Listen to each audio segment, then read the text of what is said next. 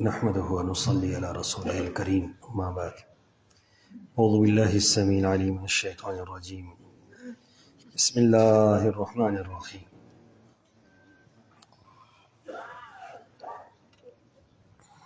سامعین محترم،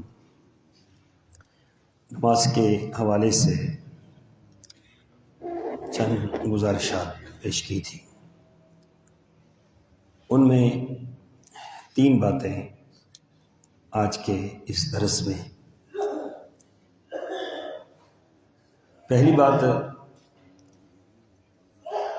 مقتدی کے لیے لازم ہے کہ وہ امام کی مطابقت کرے، نہ امام سے پہلے رکوع کر سکتا ہے، سجدہ کر سکتا ہے، نہ سجدے سے اٹھ سکتا ہے، نہ سلام پھیر سکتا ہے، اور نہ ہی امام کے بہت بعد کہ امام ایک رکن سے فارغ ہو چکا ہے اور پھر اس کے بعد جو ہے وہ اپنی مرضی سے سلام پھیر رہا ہے، دونوں چیزیں ناجائز ہیں۔ پہلی بات تو یہ سمجھنی چاہیے کہ امام کی مطابقت فرض ہے، لازم ہے۔ امام رکوع میں جا رہا ہے تو آپ بھی رکوع میں جائیں، لیکن رسول اللہ صلی اللہ علیہ وسلم کی حدیث کے الفاظ یہ ہیں کہ جب امام اللہ اکبر کہے تو تم اللہ اکبر کہو، جب امام رکوع میں جائے تو تم پھر رکوع میں جاؤ، یعنی کہ امام رکوع میں چلا جائے پھر آپ کو رکوع کی طرف جانا چاہیے، امام سجدے میں پہنچ جائے پھر آپ کو سجدے میں جانا چاہیے، امام سجدے سے اٹھ کر بیٹھ جائے پھر آپ کو سجدے سے اٹھنا چاہیے، یعنی کہ امام کے اللہ اکبر کہنے کے بعد آپ نے اللہ اکبر کہنا۔ اگر امام کے اللہ اکبر کہنے سے پہلے آپ نے اللہ اکبر کہہ دیا تو اس کا مطلب آپ نے امام کی اتباع نہیں کی، آپ نے امام سے سبقت کی ہے، جو کہ جائز نہیں ہے۔ یہاں تک کہ اتنی سختی ہے کہ رسول اللہ صلی اللہ علیہ وسلم کی حدیث کے الفاظ یہ ہیں، آپ نے فرمایا کہ جو لوگ امام سے پہلے اپنا سر اٹھاتے ہیں وہ اس چیز سے باز رہیں، مبادہ کہ کہیں ایسا نہ ہو کہ اللہ تعالیٰ ان کے سروں کو جو ہے ان سروں کا حلیہ بگاڑ دے، یعنی کہ الفاظ یہ ہیں کہ ان سروں کو کہیں گدھے کا سر نہ بنا دے۔ اس سے مراد ترہیب ہے، ڈرانا ہے کہ امام سے پہلے کوئی بھی عمل آپ کر رہے ہیں وہ درست نہیں ہے۔ امام ابھی سجدے میں ہے، آپ سجدے سے اٹھ کے کھڑے ہو گئے، امام ابھی جلسہ استراحت میں ہے تو آپ اٹھ کر کھڑے ہو گئے، آپ پر لازم ہے کہ آپ ہر حال میں امام کی اتباع کریں۔ دوسری بات، امام سے اتنا آپ مؤخر نہ ہو کہ امام رکن مکمل کر لے، مثلا امام سجدے میں ہے، پہنچ چکا ہے اور ابھی تک آپ سجدے کی طرف جھکے ہی نہیں ہیں، امام سجدے کی طرف مکمل پہنچ چکا ہے، آپ سجدے کی طرف جھکے ہی نہیں، امام سجدہ کر کے اٹھ چکا ہے، بیٹھ چکا ہے اور ابھی تک آپ سجدے میں ہی پڑے ہو، یہ نہیں درست۔ اللہ اکبر جو ہے یہ بنیادی طور پر یہ آپ کے لیے آرڈر ہے کہ اب آپ کیا کریں، میرا اللہ اکبر مکمل ہوگا، اس کے بعد آپ نے کیا کہنا ہے، اللہ اکبر، میرے ساتھ بھی نہیں کہنا اور مجھ سے پہلے بھی نہیں کہنا اور مجھ سے بہت بعد میں بھی نہیں کہنا۔ تو یہ ایک عمومی غلطی ہوتی ہے، یا تو امام سے سبقت کرتے ہیں لوگ، امام ابھی رکوع میں کھڑا ہے لوگ سجدے میں ہوتے، امام ابھی سجدے میں ہوتے لوگ اٹھ کر کھڑے ہوتے ہیں، تو یہ عمل ختم درست نہیں ہے، اس سے نماز ختم ہو جاتی ہے، نماز فاسد ہو جاتی ہے۔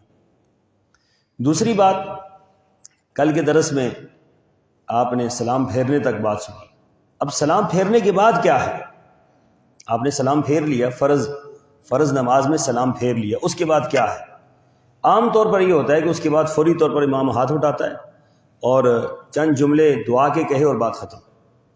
یہ کسی حدیث سے ثابت نہیں ہے اور بالکل یہ عمل درست نہیں ہے۔ اجتماعی دعا فرض نماز کے بعد نماز کا حصہ نہیں ہے، یاد رکھیں۔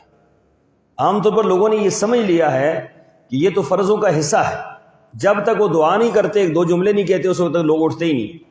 حالانکہ آپ نے جو نماز پڑھی ہے یہ نماز کیا ہے؟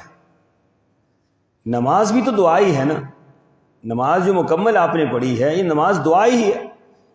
اب اس کے بعد تو دعا کا کوئی معاملہ نہیں ہے، اس کے بعد اذکار ہے، اور اذکار بھی دعائیں ہیں ساری کی ساری، لیکن اس میں ہاتھ نہیں اٹھانا، اس میں ہاتھ نہیں اٹھانا کہ ہاتھ اٹھا کر آپ اذکار کریں، اللہم انت السلام ومنک السلام تبارک ربنا وتعالی یا ذی الجلال والاکرام، اللہم لا مانع لما اعطیت ولا معطی لما منعت ولا ينفع ذا الجد منک الجد، یہ جو دعائیں ہیں رسول اللہ صلی اللہ علیہ وسلم نے سکھلائی ہیں، لا الہ الا اللہ وحدہ لا شریک لہ لہ الملک ولہ الحمد وہو علی کل شیء قدیر۔ اسی طریقے سے آیت الکرسی ہے، اللہ لا الہ الا هو الحی القیوم، اس سے ہٹ کر 3 مرتبہ قل هو اللہ احد، 3 مرتبہ قل اللہ احد، 3 مرتبہ جو ہے قل اعوذ برب الفلق، 3 مرتبہ قل اعوذ برب الناس، پھر اس سے ہٹ کر 33 مرتبہ سبحان اللہ، 33 مرتبہ الحمدللہ، 34 مرتبہ اللہ اکبر، یا تینوں 33 مرتبہ اور 1 مرتبہ لا الہ الا اللہ وحدہ لا شریک لہ لہ الملک ولہ الحمد وہو علی کل شیء قدیر۔ یہ اس کے ساتھ کچھ اور اذکار بھی ہیں، یہ اذکار مسنون ہیں کہ سلام پھیرنے کے بعد آپ نے یہ اذکار کرنے ہیں۔ اب ہوتا یہ ہے کہ سلام پھیرنے کے بعد دعا کی بس لوگ اٹھ کر چلے گئے، اور وہ جو اذکار ہیں جو رسول اللہ صلی اللہ علیہ وسلم نے بتلائے ہیں نماز کا حصہ، کہ نماز کے فوراً بعد سلام پھیرا، اللہ اکبر استغفر اللہ استغفر اللہ استغفر اللہ، 1 مرتبہ اللہ اکبر اور 3 مرتبہ استغفار، بلند آواز سے۔ صحابہ فرماتے ہیں کہ ہم بچے تھے اور مسجد نبوی کے باہر گلیوں میں ہم کھیلتے تھے، تو رسول اللہ صلی اللہ علیہ وسلم کی جو تکبیر کی آواز ہوتی، یعنی اتنی بلند ہوتی، عام تو آپ تکبیر کہتے تھے نا اللہ اکبر، لیکن وہ اتنی بلند نہیں ہوتی، جو اختتامی تکبیر ہوتی، یعنی جس پر سلام پھیرنے کے بعد آپ کہتے اللہ اکبر استغفر اللہ، اس سے ہمیں پتہ چلتا تھا کہ نماز ختم ہو چکی ہے، یعنی اتنی بلند آواز سے کہتے تھے۔ تو نماز کے بعد جیسے ہی نماز ختم ہوئی السلام علیکم ورحمۃ اللہ، السلام علیکم ورحمۃ اللہ، تو فوری طور پر پہلا جملہ کیا کہنا ہے؟ اللہ اکبر، بلند آواز، اور پھر استغفر اللہ استغفر اللہ استغفر اللہ 3 مرتبہ، پھر اس کے بعد دعائیں پڑھنا شروع کر۔ اور یہ ہماری معاشرے کے اندر بدنصیبی کہیے یا عدم توجہی کہیے یا غفلت کہیے، کہ جب ایک بدعت آتی ہے نا، بدعت، تو بدعت سنت کو جو ہے ختم کر دیتی۔ اب یہ بدعت کیا ہے؟ یہ دعا بدعت آ گئی۔ دعا ویسے کرنا بدعت نہیں ہے، لیکن متصل نماز کے بعد سلام پھیرتے ہی دعا کر، تو اس دعا نے اذکار کا معاملہ ختم کر دی۔ لوگوں کے ذہنوں میں ہے ہی نہیں کہ نماز کے بعد یہ اذکار بھی ہے، حالانکہ نماز کے بعد تو اذکار ہیں، اور یہ اذکار رسول اللہ صلی اللہ علیہ وسلم کیا کرتے تھے۔ آپ بیٹھے رہے اور آپ دیر تک یہ اذکار کرتے رہتے، تو یہ بہت اہم اذکار ہیں اور بہت عظیم اذکار ہیں اور بہت فوائد والے اذکار ہیں۔ یہ نماز کا حصہ نہیں ہے، لیکن نماز کے ساتھ متصل ضرور ہے۔ یہ نہیں کہا جا سکتا کہ کوئی بندہ یہ اذکار نہیں کرے گا تو اس کی نماز نہیں ہوگی، ایسا نہیں، بلکہ یہ ہے کہ اذکار کرنا کیا ہے، یہ بہت مستحسن عمل ہے، بہت اچھا عمل ہے، رسول اللہ صلی اللہ علیہ وسلم کی مبارک سنت ہے، اور اس کے بہت فوائد ہیں۔ دوسری بات، تیسری بات یہ ہے کہ ایک اہم ترین عمل جس پر بہت مارکہ رائی بھی ہے، بہت گفتگو بھی ہے، بہت لڑائیاں بھی ہیں، بہت جھگڑے بھی ہیں، اور بہت کچھ لوگوں نے اس پر لکھا بھی ہے، وہ ہے رفع یدین۔ اور لوگ عام طور پر ثابت کرنے کی کوشش یہ کرتے ہیں کہ یہ اختلافی مسئلہ ہے، حالانکہ اختلافی مسئلہ نہیں۔ اختلاف وہاں ہوتا ہے جہاں قرآن و سنت کے اندر دلیل نہ ہو، جہاں دلیل موجود ہو، نص موجود ہو، صحیح نص موجود ہو، جہاں رسول اللہ صلی اللہ علیہ وسلم کا عمل ہو، وہاں اختلاف نہیں ہوتا۔ ہم خود اپنی طرف سے بنا لیں تو بات علیحدہ ہے، لیکن وہاں اختلاف نہیں ہوتا۔ اختلاف وہاں ہوگا کہ جہاں دلیل کوئی نہیں ہوگی۔ اب دلیل کوئی نہیں ہے تو آپ نے کوئی اور بات کہہ دی، میں نے کچھ اور کہہ دی، انہوں نے کچھ اور کہہ دی، تو پھر تو بات کوئی سمجھ آتی ہے۔ لیکن جہاں نص موجود ہے، صریح نص موجود ہے، جہاں رسول اللہ صلی اللہ علیہ وسلم کا عمل موجود ہے، جہاں صحابہ کا عمل موجود ہے، اس مسئلے میں اختلاف کوئی بھی نہیں۔ اور یہی قرون اولیٰ کے اندر ہوا کہ رفع یدین کے معاملے میں کسی کا اختلاف ہی کوئی نہیں تھا۔ صحابہ کرام میں تو کسی کا کوئی اختلاف نہیں تھا، تابعین میں کسی کا کوئی اختلاف نہیں تھا، تبع تابعین میں کسی کا کوئی اختلاف نہیں تھا، محدثین میں کسی کا کوئی اختلاف نہیں تھا۔ صرف اتنی بات کچھ علماء کا خیال یہ تھا، کچھ ضعیف روایت، ایک ضعیف روایت تھی اور ایک موضوع روایت تھی۔ وہ ضعیف روایت یاد رکھیں، ضعیف کا مطلب یہ ہوتا ہے کہ یہ روایت کمزور ہے، اور صحیح روایت موجود ہو، ضعیف روایت تو ویسے بھی اس پر عمل نہیں ہوتا۔ اور موضوع روایت کا مطلب یہ ہوتا ہے کہ یہ تو من گھڑت ہے، بالکل اپنی طرف سے بنائی۔ عدم رفع یدین کے متعلق کہ رفع یدین نہیں کرنا، اس پر 2 روایات ہیں، اور ایک ضعیف ہے، ایک موضوع ہے، صحیح روایت تو ہے ہی کوئی نہیں۔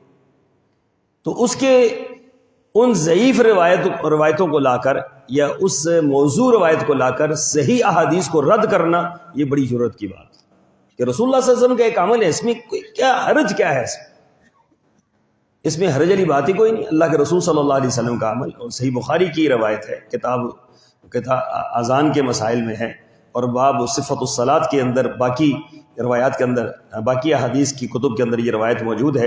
حضرت عبداللہ بن عمر فرماتے ہیں کہ رأیت النبی صلی اللہ علیہ وسلم افتتح التکبیر فی الصلاۃ فرفع یدیہ حین یکبر، کہ رسول اللہ صلی اللہ علیہ وسلم جب پہلی تکبیر کہتے، تکبیر افتتاح جسے کہتے ہیں، تکبیر تحریمہ کہتے ہیں، آپ رفع یدین کرتے، کندھوں تک اپنے ہاتھوں کو یا کانوں کی لو تک اپنے ہاتھوں کو بلند کرتے۔ پھر آپ وَإِذَا كَبَّرَ لِرُكُوعِ فَعَلَ مِثْلَهُ، جب آپ رکوع کے لیے تکبیر کہتے تو پھر آپ رفع یدین کرتے۔ وَإِذَا قَالَ سَمِعَ اللَّهُ لِمَنْ حَمِدَهُ فَعَلَ مِثْلَهُ، جب آپ سمع اللہ لمن حمیدہ کہتے تو آپ اسی انداز سے آپ رفع یدین کرتے، اپنے ہاتھوں کو کندھوں تک یا کانوں کی لو تک بلند کرتے، اور پھر اس کے بعد ربنا ولک الحمد، ربنا لک الحمد کہتے، اور ولا يفعل ذلك حين يسجد ولا حين يرفع رأسه من السجود، اور سجدے کے اندر آپ رفع یدین نہیں کرتے تھے۔ تو 4 جگہوں پر یاد رکھیں رفع یدین ہے، 4 جگہوں پر، اور رسول اللہ صلی اللہ علیہ وسلم کی ایک حدیث سے نہیں، سینکڑوں احادیث سے یہ بات ثابت ہے۔ ایک حدیث اگر ہو صحیح، اس پر عمل کرنا فرض ہوتا ہے، اور سینکڑوں احادیث ہوں تو ان پر عمل کرنا آپ اندازہ لگا لیں کہ کس قدر اہم عمل اور کس قدر بڑا عمل اور کس قدر متواتر عمل۔ احادیث کی کتب آپ پڑھیں کہ آپ کو پتہ چلے کہ ایک متواتر عمل ہے، کہا جاتا ہے کہ یہ عمل تواتر سے ثابت ہے۔ تواتر کا کیا معنی ہوتا ہے؟ تواتر کا معنی یہ ہے کہ ہر دور کے اندر اتنے زیادہ محدثین نے اس کو روایت کیا ہے کہ اس کی انکار کی گنجائش ہی کوئی نہیں۔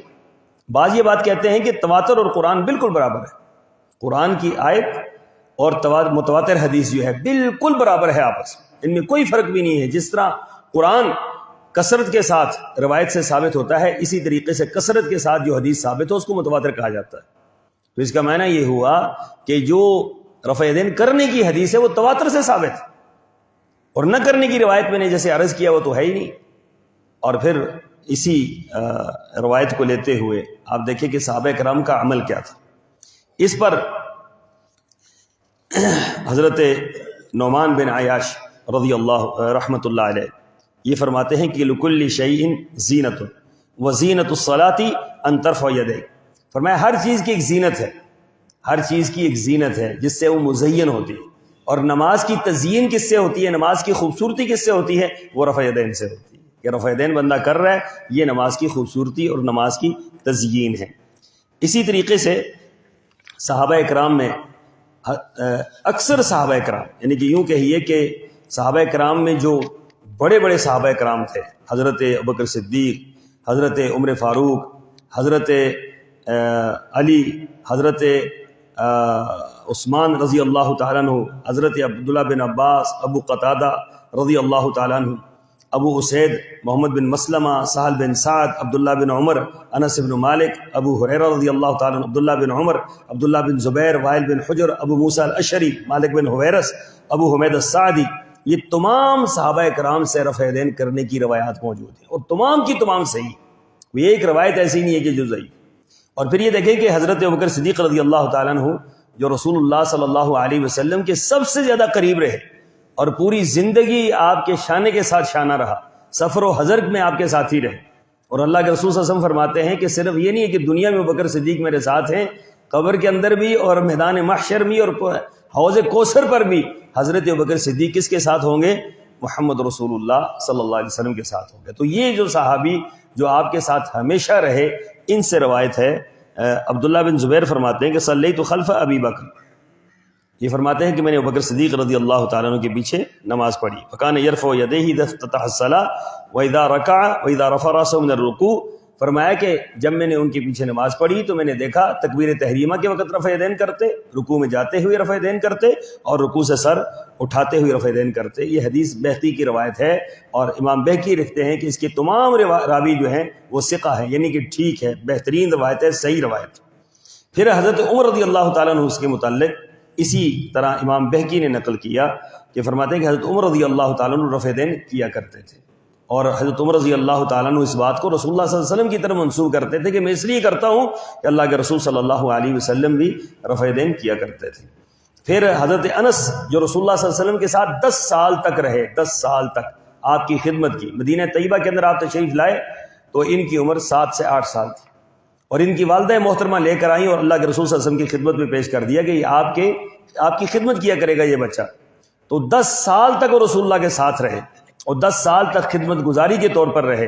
فرماتے ہیں کہ میں نے رسول اللہ صلی اللہ علیہ وسلم کو دیکھا کہ آپ تکبیر کہتے، رفع دین کرتے، رکوع میں جاتے رفع دین کرتے، اور رکوع سے سر اٹھاتے آپ رفع دین کرتے۔ جن کی سب سے زیادہ روایات حدیث کے اندر وہ حضرت ابو ہریرہ رضی اللہ تعالیٰ، 6000 کے لگ بھگ روایات۔ صحابہ کرام میں بڑے محدث اور بڑے فقیہ صحابی تھے، وہ فرماتے ہیں کہ میں نے رسول اللہ صلی اللہ علیہ وسلم کو دیکھا کہ آپ علیہ الصلوۃ والسلام تکبیر کے وقت اور تکبیر تحریمہ کے وقت رکوع میں جاتے ہوئے، رکوع سے سر اٹھاتے ہوئے آپ رفع دین کیا کرتے تھے۔ پھر ایک صحابی ہیں وائل بن حجر، یہ یمن کے شہزادے تھے، رسول اللہ صلی اللہ علیہ وسلم کے پاس آئے 8 ہجری کو، اور اللہ کے رسول صلی اللہ علیہ وسلم کے پاس آ کر اسلام قبول کیا، پھر واپس پلٹ گئے۔ کہتے ہیں کہ 6 مہینے کے بعد میں واپس آیا، اور میرا آنے کا مقصد 6 مہینے کے بعد یہ تھا کہ میں رسول اللہ صلی اللہ علیہ وسلم کی نماز کو صرف دیکھوں، صرف نماز کے لیے آئے۔ اب فرماتے ہیں کہ جب میں آیا تو سردیوں کا موسم تھا، اللہ کے رسول صلی اللہ علیہ وسلم اپنے اوپر چادر لی ہوئی تھی، تو میں نے دیکھا کہ آپ رکوع میں جا رہے ہیں تو چادر سے ہاتھ باہر نکال کر آپ رفع دین کر رہے ہیں، اور آپ رکوع میں جاتے ہیں تو چادر سے ہاتھ باہر نکال کر آپ رفع دین کر رہے ہیں، رکوع سے سر اٹھاتے ہیں تو چادر سے ہاتھ باہر نکال کر آپ رفع دین کرتے ہیں۔ اس روایت کے بعد میرے خیال میں کوئی بات رہتی نہیں ہے کہ اس موضوع پر یہ بات کی جائے کہ رفع دین ہے یا نہیں ہے، یا کرنا چاہیے یا نہیں کرنا چاہیے۔ اس کو بلا وجہ اختلافی مسئلہ بنانا بہت بڑی جرأت کی بات ہے کہ اللہ کے رسول صلی اللہ علیہ وسلم کا ایک عمل ہے اور اتنا مبارک عمل ہے، کثرت صحابہ کرام جس کو روایت کرتے ہیں، اور جس مسئلے میں صحابہ میں کوئی اختلاف نہیں تھا اور تابعین میں کوئی اختلاف نہیں تھا، محدثین میں کوئی اختلاف نہیں تھا، اس مسئلے کو جرأت کے ساتھ اختلاف پیدا کرنا بہت بڑی بات ہے۔ اور پھر ایک بہت بڑا الزام لگاتے ہیں، اور اس الزام پر اللہ تعالیٰ ان سے قیامت کے دن پوچھے گا کہ رسول اللہ صلی اللہ علیہ وسلم کے عمل کے ساتھ یہ کیا حشر ان لوگوں نے کیا، کہ یہ کہتے ہیں جی کہ بت رکھتے تھے، نعوذ باللہ من ذالک، تو بت رکھنے کی وجہ سے حکم تھا کہ رفع دین کرو۔ بت کون رکھتا تھا جی؟ سوچنے کی بات، یہ بت صحابہ رکھتے تھے۔ کتنا بڑا الزام ہے صحابہ کرام پر کہ رفع دین صحابہ کرتے ہیں، اللہ کے رسول رفع دین کر رہے ہیں، تو آپ الزام یہ لگا رہے ہیں کہ بت رکھتے تھے۔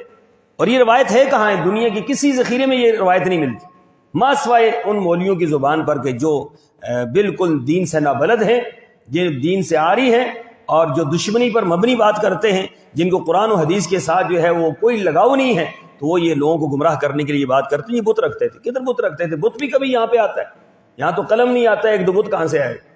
دوسری بات یہ ہے کہ صحابہ کرام رفع دین کر رہے ہیں، آپ صحابہ کرام پر الزام لگا رہے ہیں کہ صحابہ بت رکھتے تھے۔ اور دوسری بات یہ ہے کہ ایک روایت ہے مسلم شریف کے اندر، وہ روایت کیا ہے؟ امام مسلم نے باب باندھا۔ باب کیا ہے کہ امام نووی نے باب باندھا۔ باب یہ ہے کہ سلام کے وقت سکون اختیار کرنا، سلام کے وقت سکون اختیار کرنا۔ اب اس روایت کے اندر ہے کیا کہ رسول اللہ صلی اللہ علیہ وسلم نے دیکھا کہ صحابہ کرام سلام پھیرتے ہوئے اپنے ہاتھوں کو دائیں اور بائیں ہلاتے تھے، جس طرح السلام علیکم ورحمۃ اللہ، السلام علیکم ورحمۃ اللہ، یہ سلام کا طریقہ تھا۔ اب رسول اللہ صلی اللہ علیہ وسلم نے جب یہ دیکھا تو آپ نے فرمایا اسکنوا فی الصلاۃ، نماز کے اندر سکون اختیار کرو، اور فرمایا کہ اس طریقے سے نہ کرو۔ اب یہ روایت کہاں کی ہے؟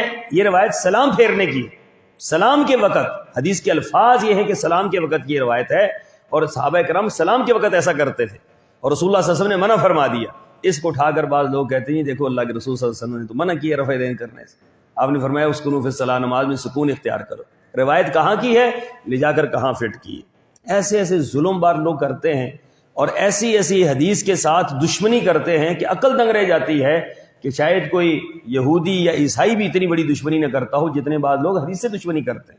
بھائی کسی کا ذاتی عمل تو نہیں ہے، یہ اللہ کے رسول صلی اللہ علیہ وسلم کا عمل ہے، اور اللہ کے رسول صلی اللہ علیہ وسلم نے کیا فرمایا؟ من اطاعنی دخل الجنہ، فرمایا کہ جو میری اطاعت کرے گا جنت میں جائے گا، جو میری فرمانبرداری کرے گا جنت میں جائے گا۔ پھر آپ نے فرمایا کہ نماز کیسے پڑھو؟ صلو کما رأیتمونی اصلی، نماز اس طرح پڑھو جس طرح مجھے پڑھتے ہوئے دیکھا ہے تم۔ تو رسول اللہ صلی اللہ علیہ وسلم نے جس طرح نماز پڑھائی، من وہاں صحابہ کرام نے وہی نماز بتلائی۔ مالک بن حویرث کی روایت بڑی مشہور روایت ہے رسول اللہ صلی اللہ علیہ وسلم کے 10 صحابہ بیٹھے تھے. مالک بن حویرث ان میں فرماتے ہیں کہ میں تم میں سب سے زیادہ رسول اللہ کی نماز کو جانتا ہوں. صحابہ کرام کے درمیان ایک دوسرے سے نماز کے متعلق مذاکرہ ہوتا تھا, ایک دوسرے کے بارے میں بتلاتے تھے کہ مجھے زیادہ رسول اللہ کی نماز یاد ہے. فرمایا ٹھیک ہے آپ پڑھیں, کیسے پڑھتے ہیں؟ تو انہوں نے جب نماز پڑھی تو رکوع میں جاتے ہوئے, رکوع سے سر اٹھاتے ہوئے 2 رکعتوں کے بعد اٹھتے ہوئے انہوں نے رفع دین کیا. تو جب نماز ختم کی تو 10 صحابہ کرام نے تصدیق کی کہ ہم نے بھی رسول اللہ صلی اللہ علیہ وسلم کو نماز پڑھتے ہوئے اسی طریقے سے دیکھا ہے. یہ رسول اللہ صلی اللہ علیہ وسلم کی وفات کے بعد صحابہ مذاکرہ کر رہے تھے. بعض لوگ کہتے ہیں یہ پہلے تھا بعد میں منسوخ ہو گیا.